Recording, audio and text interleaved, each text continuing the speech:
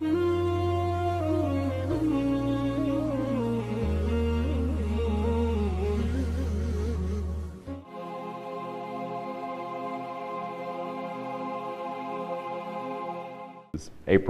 1st, 1985, for those of you who care about April Fool's Day.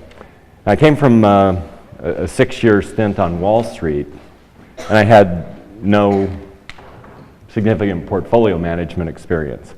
As Bob mentioned in his introduction, I'd been involved with structuring the first swap transaction in 1981 when I worked for Salomon Brothers. It was a swap between IBM and the World Bank, and later Lehman Brothers hired me to set up their swap operations. And so generally what I was doing on Wall Street was working with new financial technologies and being involved with the early days of swaps transactions.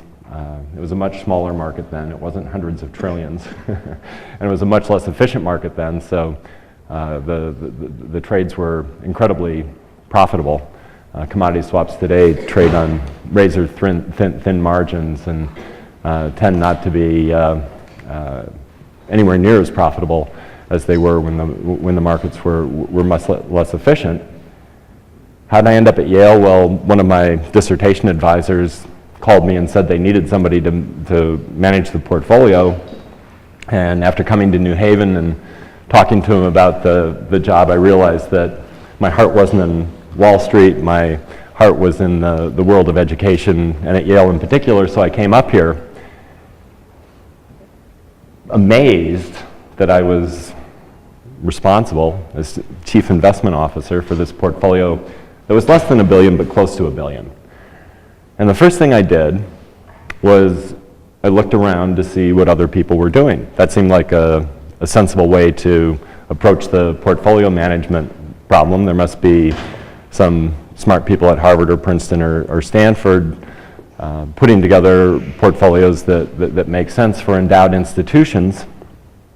And what I saw was that colleges and universities had on average 50% of their portfolio in US stocks, 40% of their portfolio in US bonds and cash, and 10% in a smattering of alternatives.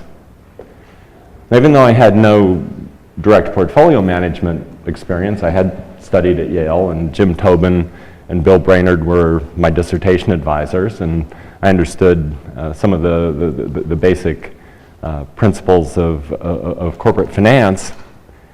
And one of the first things that you learn when you study finance theory is that diversification is a great thing.